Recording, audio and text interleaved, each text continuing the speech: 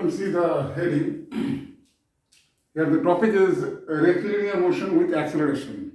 Means it is a topic from mechanics. More specifically, it is dynamics.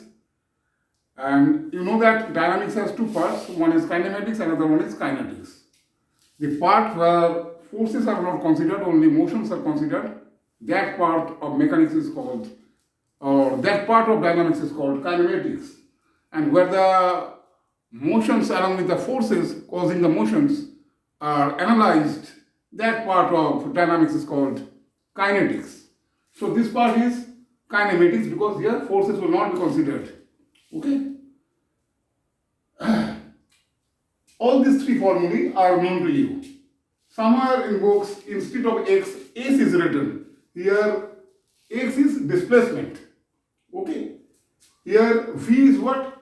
This v, this is velocity. Velocity at time t. At time t. This v denotes, small v denotes velocity at time t. This u denotes initial velocity. Initial velocity means when time was equal to 0, right? When time was equal to 0, that is called initial velocity. Here this a, this represents acceleration. Acceleration may be positive, it may be negative also. When it is positive, that means it is really acceleration, velocity will go on increasing with time. And if it is negative, that means velocity will go on decreasing with time. Okay? During using the numerical value, if it is a really acceleration, means velocity is increasing, then it will be with a positive sign. It will be written with a positive sign, and if it is retardation, then it will be written with a negative sign. Means here all these plus signs will be replaced by minus sign in case of retardation. This small t, this denotes time. Okay? This x, this denotes displacement. Displacement. Oh, everything is known to you and nothing else. Okay? So these are the nomenclatures normally used in the study of mechanics. So here I am going to show you the proofs using calculus. The knowledge of calculus will be used to prove or to derive all these equations. Okay? Equations of motion, these are. So this will be,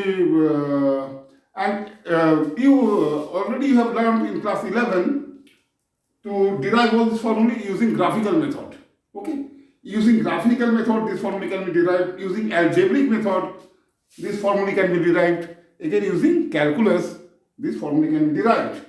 And using calculus, it is very easy to derive all these formulae. Okay. So I am going to show you first the proof of the first equation, that is v is equal to u plus at. By using this equation, we can know the value of final velocity at a given time t. So this will be start with the definition of acceleration. How acceleration is defined? Acceleration is defined as it is rate of change of velocity with respect to time.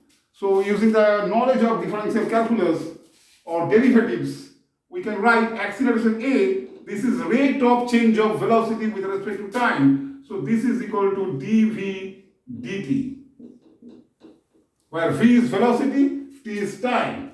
Means ddt of v, rate of change of velocity with respect to time, that is acceleration. And we are studying rectilinear motion, means motion along a straight line. Okay? Motion along a straight line we are studying. So this can be written as dv is equal to a into dt. Mind it, here a is not a variable. Okay? A is a constant. Acceleration or retardation, whatever it may be, it is a constant quantity, it is not changing. Okay? So assuming that thing, we are going to derive the equations. Okay? dv is equal to a dt. Now integrate both sides. So I am integrating both sides of this equation. So on integrating both sides, here integration of dv will give you v, and here a is a constant. So a can be taken outside the integral sign, so it becomes a dt. You can directly write, okay, you are not here writing mathematics actually. This is the class of physics. So you can directly write a is a constant and integration dt is at. So at plus a constant of integration, say the constant of integration is denominated by c1. Okay, so v is equal to at plus c1, this thing we have got. Now we need to evaluate the value of c1. It is given that when time is equal to 0, when t is equal to 0, v was equal to initial velocity, that is u. When time was 0, velocity was equal to the initial velocity. Therefore, putting this condition in this equation, okay, we are getting what? You can see here, v is equal to a into t is 0 plus c1. Oh, sorry, v will be replaced by u. V will not remain v, because when t is 0, v is equal to u. So u plus c1. Okay, so you can see that from here we are getting c1, this is equal to u. Right? We have got this one, c1 is equal to u. Now this is known. This is known. This is what? V is equal to at plus u, that is u plus at. U plus at.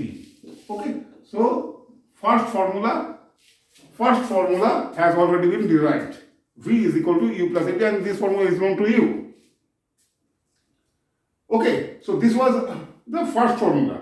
Now the second one. Second one was displacement, relationship between displacement in time and acceleration. Displacement among time, displacement and acceleration. Okay.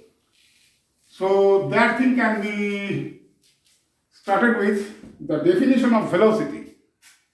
Definition of velocity is what? Definition of velocity is, it is rate of change of displacement with respect to time. So using the knowledge of calculus, we can write v is equal to d dt of x, derivative of x with respect to time. X is displacement, t is time, v is velocity. Velocity is defined as rate of change of displacement with respect to time. So mathematically it is this. Now you can write from here dx is equal to v dt. Right? Dx is equal to v dt. Now integrate both sides. So integration of dx and v is what? Already we have got v is equal to u plus at. So write that thing here. U plus at dt. Right? So integration of dx will give you x. Right? And here integration of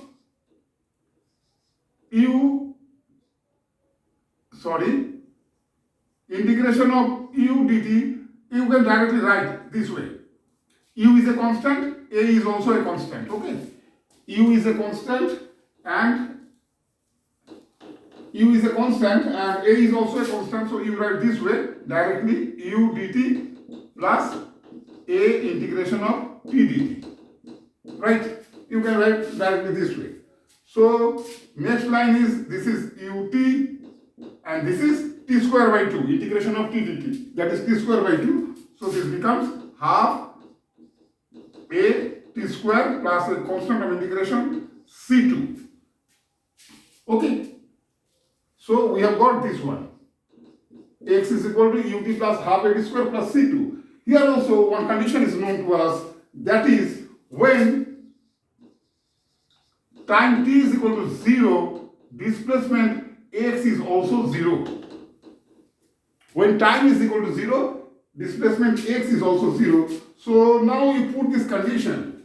Now you put this condition here in this equation. So you will get 0 is equal to u into 0 plus half a into 0 plus c2. Therefore from here we are getting c2 is also 0.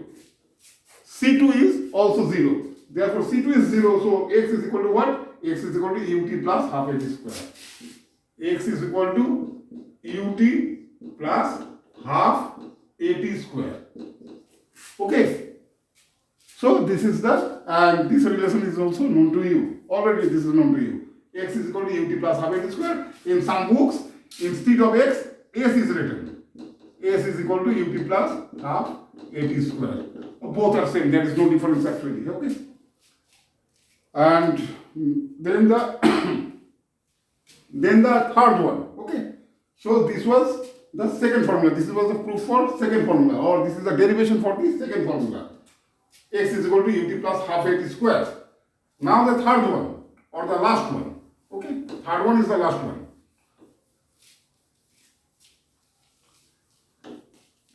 So that formula also can be derived by using the definition of acceleration. Okay, definition of acceleration is what? It is A is equal to dv dt, rate of change of velocity with respect to time. Using this definition of acceleration, we can derive the third formula. So this dv dt, this can be written as, here I am writing again A, and dv dt, this can be written as dv dx into dx dt. From the knowledge of calculus, you know this thing, that this can be written this way also. Okay, dv dx into dx dt. Now, dx dt is what? Dx dt is nothing but velocity, because this is rate of change of velocity with respect to time. Sorry. Rate of change of, I was right, I think. Rate of change of displacement with respect to time, and that is nothing but velocity. So here in the next one again, acceleration, this is also equal to, this is acceleration, and definition of acceleration is what? That is equal to dv dt. Okay, dv dt. So this is dv dx and this is v.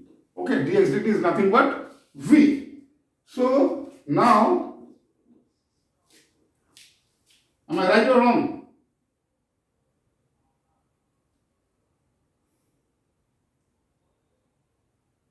No, I am wrong here. This is not required. Don't write here dv dt. Already I have written here dv dt. Don't write here dv dt. Okay. So acceleration is equal to dv dx v. So we are getting what? V dv is equal to a dx. Okay, we are getting this thing. V dv is equal to a dx. Now you integrate both sides. So v dv, integration of v dv is equal to integration of a dx. And here a is a constant. Here I am writing the next line. Okay, here I am writing the next line. Here integration of v dv is what? It is v square by 2. Okay, v square by 2. And here a is a constant. Okay, so it will be ax plus a constant of integration, say the constant of integration is c3. So v square by 2 is equal to ax plus c3. We know that when the condition is known to us, when v is equal to u, right? Final velocity was equal to initial velocity. In that case, displacement was 0. In that case, displacement was 0.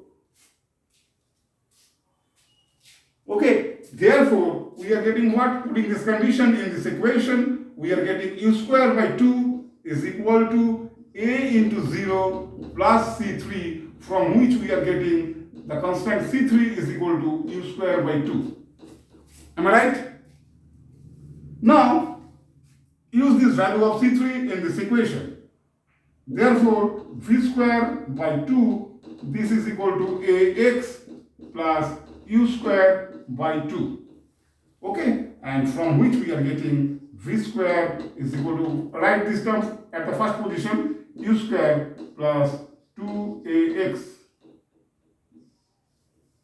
And this is the derivation of the third formula, or proof of the third formula. V square is equal to u square plus 2ax. Okay, so this was all about the derivations of all these highly known formulae. These formulae are known to you from class 9, I think. Anyway, next we will try to solve few problems from this chapter of rectilinear motion with acceleration. Okay, this is the end of this lecture. Thank you.